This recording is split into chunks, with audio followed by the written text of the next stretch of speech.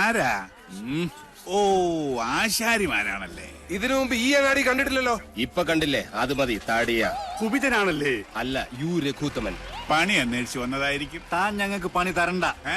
ചെമ്പറയിൽ എന്റെ ഗുരുനാഥനുണ്ട്, അവിടേക്കുള്ള വഴി പറഞ്ഞു തരൂ. ചോരകണ്ണ മര്യാദ കേട്ടവരെ, നിനക്ക് വിഷഹാരി അറിയില്ല. വിഷ ഊതി കയറ്റാനും ഊതി ഇറക്കാനും ഒരു നിമിഷം വേണ്ടിരിക്കെ. വിഷരാജനാ ഞാൻ. നിലവിളിച്ച് മരിക്കാതിരിക്കുക. ഞാൻ വെറുതെ പറഞ്ഞതാ. ഒരു വിഷഹാരി. തനിക്ക് വിഷ ഊതി ഇറക്കാനേ അറിയാവൂ, തുപ്പാൻ അറിയില്ല. അച്ചോ, ആശാനെ കളിക്കാത്ത പാമ്പ് ഏതൊക്കെ? ചത്ത പാമ്പും കടിക്കില്ല, ഫോട്ടോയിൽ കാണുന്നതും കടിക്കില്ല. പാമ്പല്ല, മീന. ആശാനെ കടൽ പാമ്പിനെയും കരപ്പാമ്പിനെയും കണ്ട എങ്ങനെ തിരിച്ചറിയാം? പാമ്പിനെ പിടിച്ച് വെറുതെ നക്കി നോക്കുക. ഉപ്പുരസം ഉണ്ടെങ്കിൽ അത് കടൽ പാമ്പ്. ഇത് കാടോ അതോ വീടോ? രണ്ടായാലും നല്ല തടിക്കോളുണ്ട്. ഇതോടെ നമ്മുടെ അരിഷ്ടതകളൊക്കെ അങ്ങോട്ട് നീങ്ങാൻ പോവാ. നമ്മുടെ അല്ല, നിന്റെ പട്ടാഴി നമ്പൂതിരി പണിക്ക് വിളിച്ചത് നിന്നെ അല്ല, ഇന്നെയാ. പോഴൻ. ഇനി മേലാൽ മൂക്കിലിരുന്ന് മൂളിയാൽ ചിന്തേരിട്ട് കളയും ഞാൻ. എന്തോ ആരോ വിളിച്ചു എന്ന് തോന്നുന്നു. വരിക. അയ്യോ ആശാനെ, മുള്ള് ഇവിടെ വെച്ച് വേണ്ട, അങ്ങോട്ട് മാറി നിന്ന് മുള്ളുക. അതല്ല, കാലി മുള്ള്. കാലിലങ്ങനെ മുള്ളിയാ കൊന്നു കളയും ഞാൻ. ആശ വരിക. ആശാനെ, ഒരു ശ്മശാന മൂകത. ഇവിടെ ആരും ഇല്ലേ?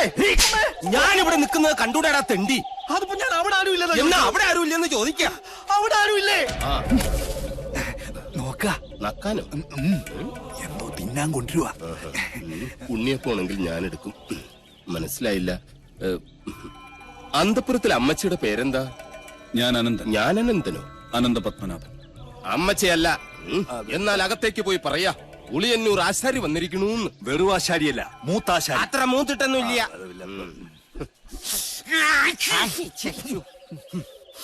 നല്ല അരളി പൂത്ത മണം. അരളിപൂത്ത മണമല്ല, പിന്നെ അവിടെ ആണലി പെറ്റെടുത്ത മണോ. എന്താ കാണണം? അയ്യോ പാമ്പ്, നീ അങ്ങോട്ടോട്, ഞാൻ എങ്ങോട്ടെങ്കിലും ഓടാം.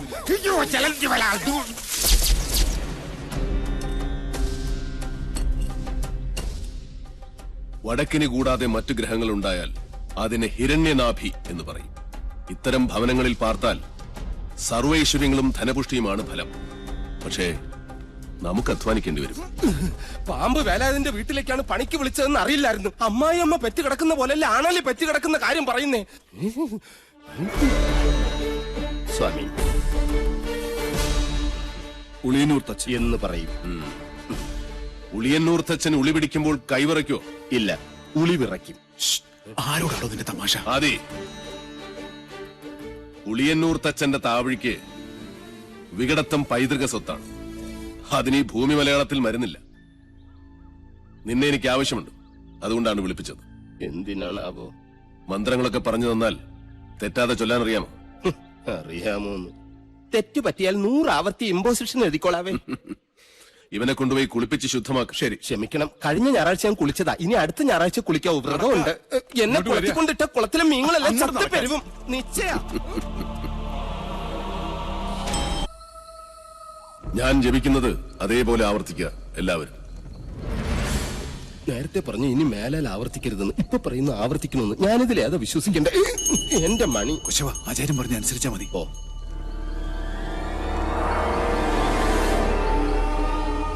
പൂർവാഗ്നേയീ ദക്ഷിണാച പൂർവാഗ്നേയീ ദക്ഷിണാച നൈര്യതീ പശ്ചിമാ തഥാ നൈര്യതീ പശ്ചിമാ തഥാ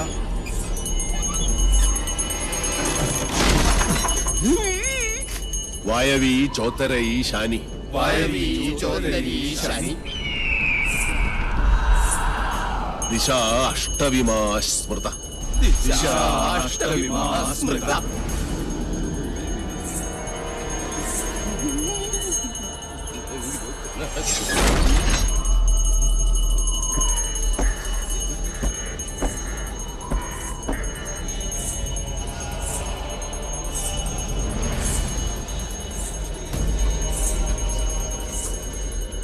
ആരും കണ്ണു തുറക്കരുത്. എന്ത് ശബ്ദം കേട്ടാലും ജപം നിർത്തരുത്. ചോര കണ്ടാൽ ഞെട്ടരുത്. ധീരരായ എന്റെ ശിഷ്യന്മാർ പോലും ഭയന്നിരിക്കുന്നു. ഇനി മതിയാക്ക നിന്റെ വായ്പാട്ട്. ആയുധപ്രയോഗം ബ്രാഹ്മണനെ വിധിച്ചിട്ടുള്ളതല്ല.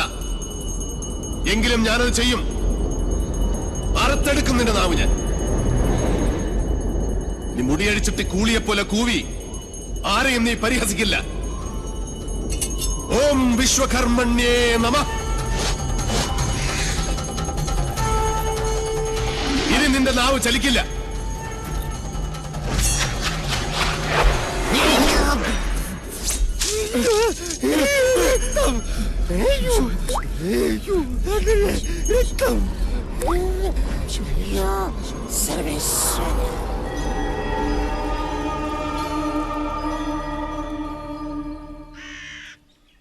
ഇനി ഇവിടെ നിൽക്കാൻ പറ്റില്ല.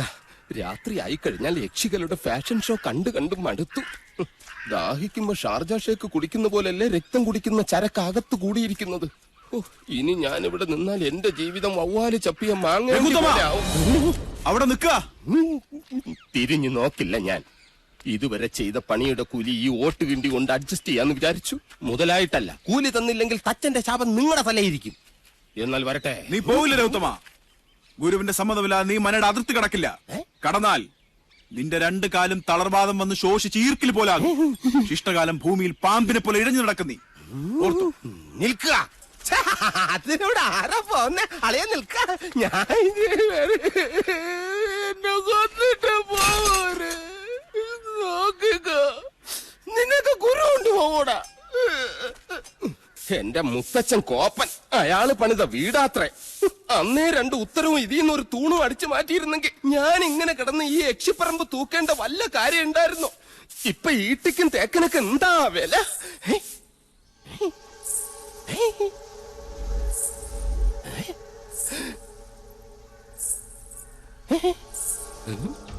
എന്തോ കിലുങ്ങുന്നുണ്ട്.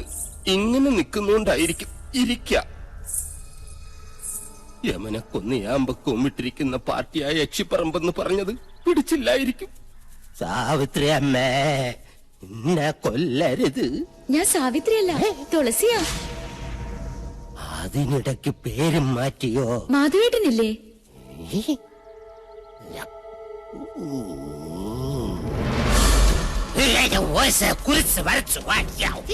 അടുത്തു വരരുത്.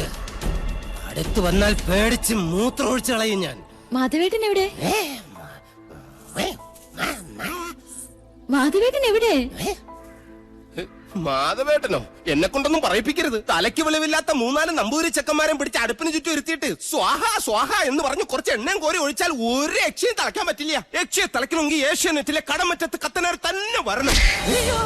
അത് നിനക്ക് എങ്ങനെ അറിയാം? ഞാൻ കത്തനാർ സീരിയലിൽ കണ്ടിട്ടുണ്ട്.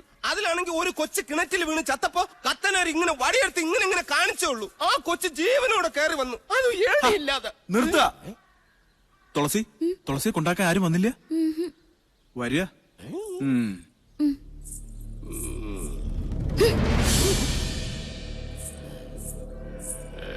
ഇവിടെ യക്ഷിയുടെ മറവിൽ സ്ത്രീകൾ വരുന്നു, ജപങ്ങൾ മുറയ്ക്ക് നടക്കുന്നു.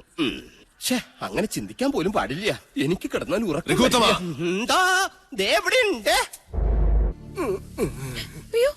ആരാ? എനിക്കും അറിയില്ല. എന്താ പറ്റി? ഞാൻ ഇവിടുന്ന് രക്ഷപ്പെട്ടു ഓടിയതാ. വലിയ കുരുങ്ങി. 8 കാലിയുടെ അല്ല, ഇതേതോ 10-28 കാലിയുടെ ആണെന്ന് തോന്നുന്നു. നമസ്കാരം. എന്നെ മനസ്സിലാവുന്നില്ലേ?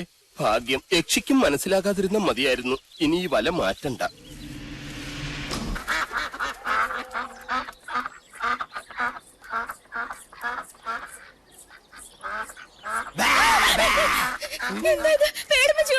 പേടിക്കാൻ തന്നെയാണ് പേടിപ്പിച്ചത്. ഇയാള് ബലിച്ചോറോ പടച്ചോറോ എന്ത് വേണോ ആയിക്കോ. പക്ഷെ എന്റെ ചോറിൽ പാറ്റയിടരുത്. എന്താ പറയണെന്ന് എനിക്ക് മനസ്സിലാവണില്ല. പുലിവേട്ടക്കാരൻ ആടിനെ വളർത്തുന്നത് പാല് കുടിക്കാനാ? അല്ലല്ലോ, പുലിയെ പിടിക്കാനാ. ഇയാളെ കാട്ടി യക്ഷി ക്ഷണിച്ചാൽ യക്ഷി വരും. ഇയാളെ തിന്നാലെന്ന് യക്ഷിയുടെ വിശപ്പ് മാറില്ല. അടുത്തൂരുള്ള ഞാനായിരിക്കും. എന്താ അവിടെ? ഓരോരോ മന്ത്രങ്ങൾ പറഞ്ഞു പഠിപ്പിക്കായിരുന്നു ഞാൻ. ഒന്നുകിൽ പറഞ്ഞത് മനസ്സിലാക്കുക, അല്ലെങ്കിൽ മനസ്സിലാക്കിയത് പറയുക.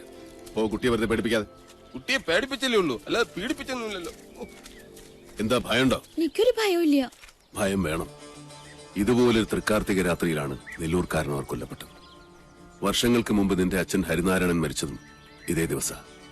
ഇനി നിന്റെ ഊഴ വാങ്ങിക്കോളൂ. നിന്റെ കയ്യിൽ നിന്ന് തെളിയട്ടെ ഇവിടെ മുഴുവൻ ലക്ഷം ദീപങ്ങൾ.